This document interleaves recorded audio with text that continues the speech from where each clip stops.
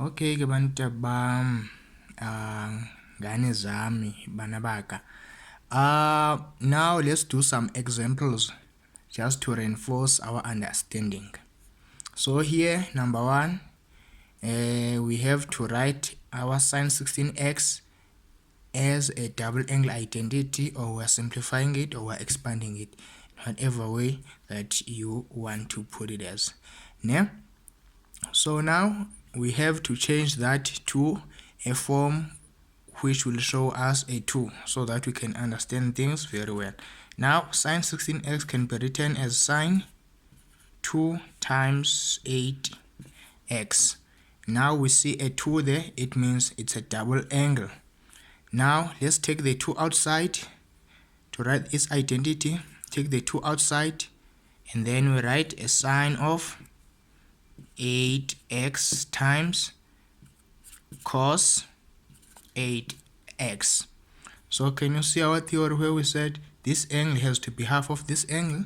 The angles that are inside our identity must not be equal. So if this one is 8x, this one has to be double, meaning it's gonna be 16x. If this one was 16x, this one will be half, which will be 8x. So there is our answer there.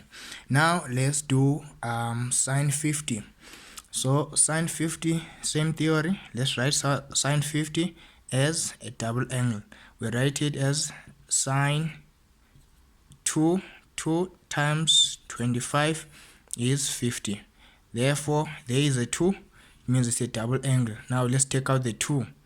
You take out the 2, and that 2, then we write the sine of 25. 25 times cos of 25 again, and there is our answer. Can you see that this 25 here is half of this 50? So the angles that are inside our double angle identity are not equal to this angle, but they are half of this angle. Do you understand? Now let's go to this one.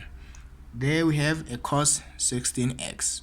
Remember, everything we do it based on what we learned, and you will always need to know your identities. Which one do you like here? My favorite is this one. Because it says because it's a cos, also shows us written as a cos. Now let's write this one as a double angle, because you cannot do anything if it's not a double angle. So cos 2 times 8x. Cos 2 times 8x. We have 2 there, meaning it's gonna take our 2 here to the front, and then we write it in this form, which will be cos squared 8x minus 1.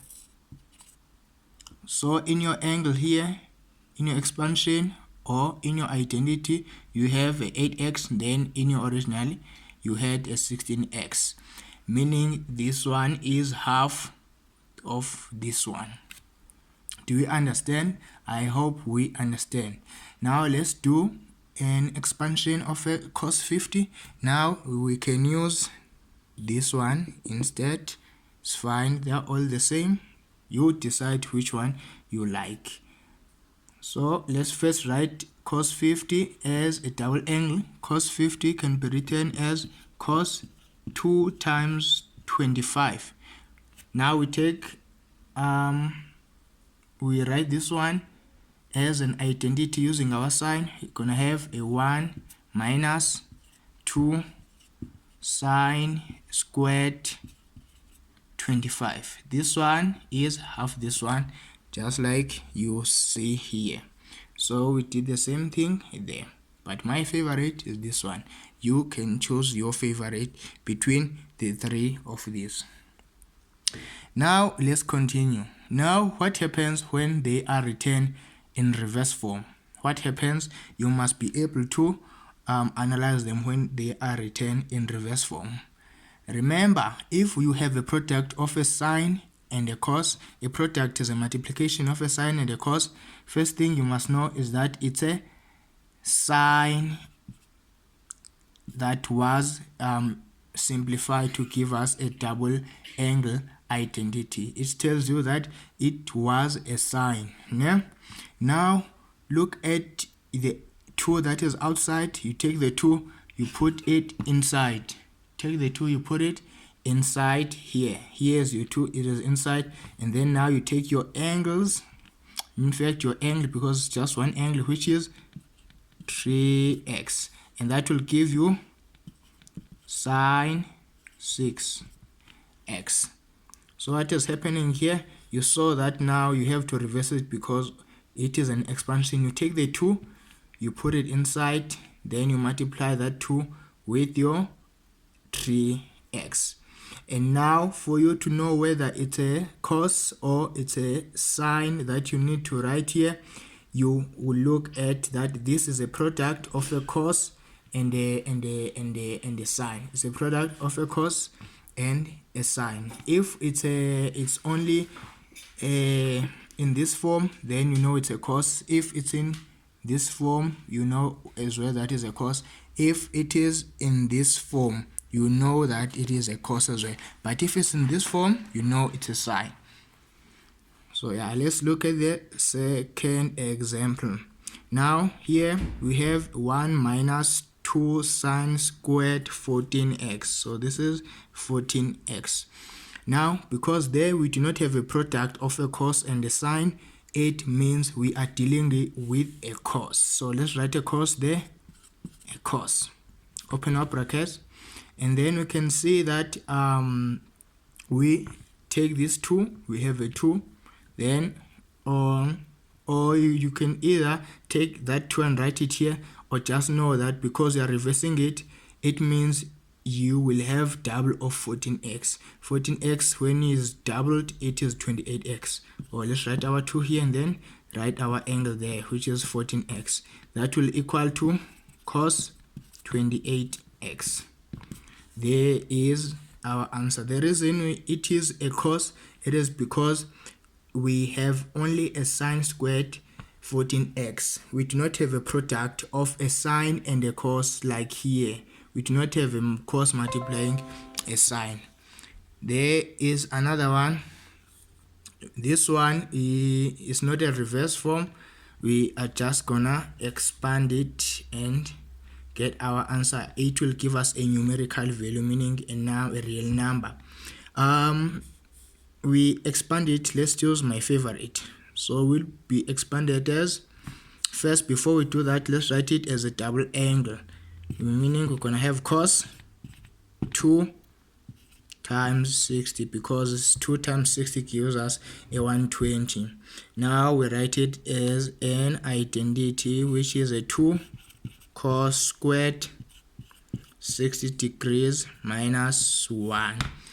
And then now because it's a special angle, we have a 2 outside, and then we're gonna have cos 60 is half.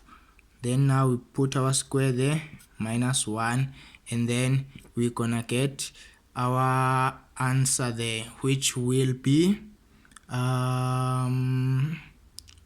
1/2 minus 1.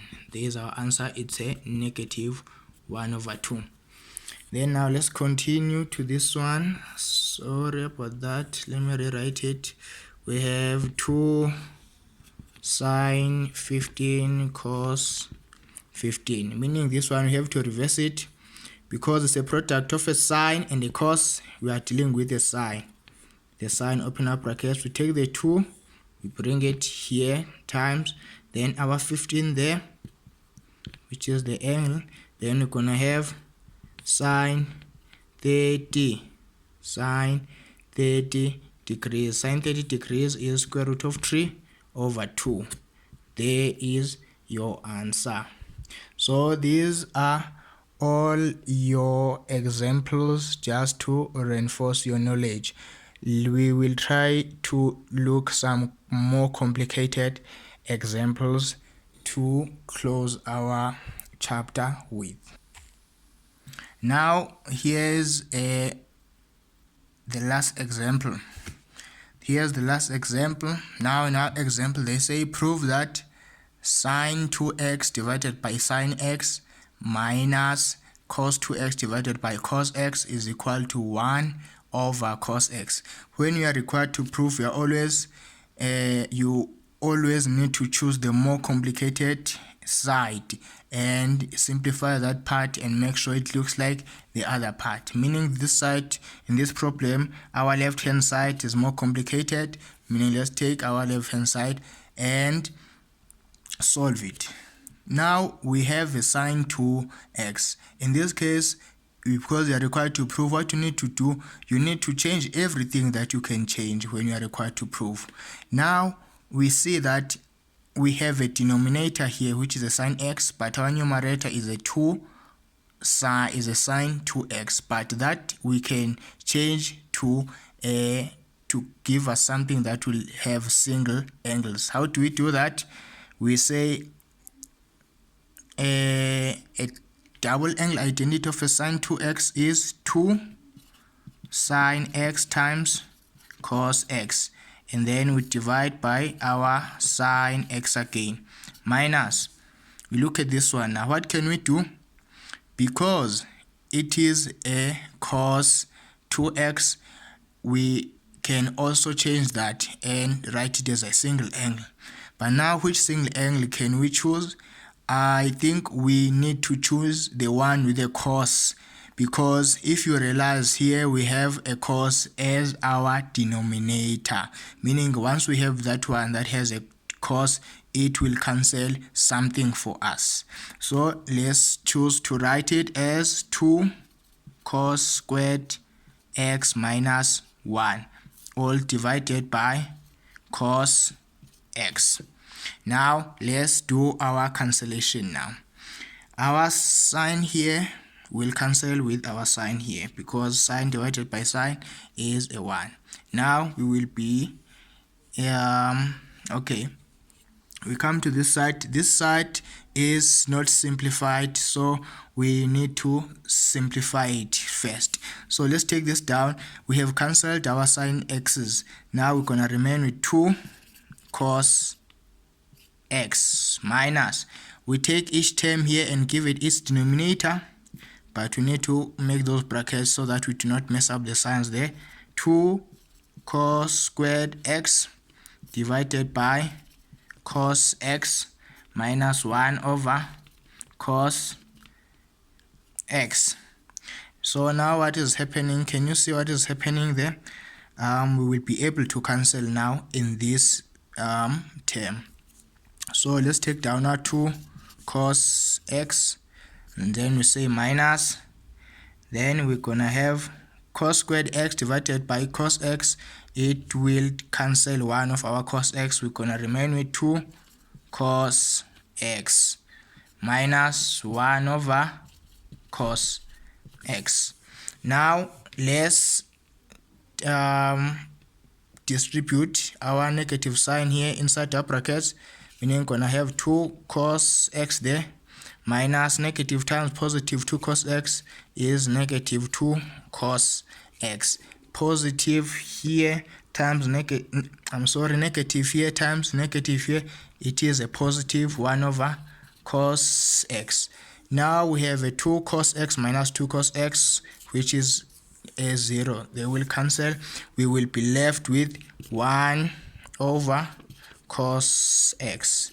And now can you see what we are required to prove? We are required to prove that our left hand side is equal to our right hand side, which is 1 over cos x, and also here we have gotten our answer is 1 over cos x.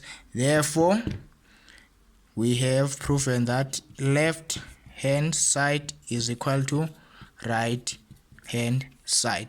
So this is a typical example of how these double angle identities will come in handy in your examinations or in your mathematics. They are mostly used when you are required to prove that the left hand side is equal to the right hand side. So all the time you need to remember and you need to know them.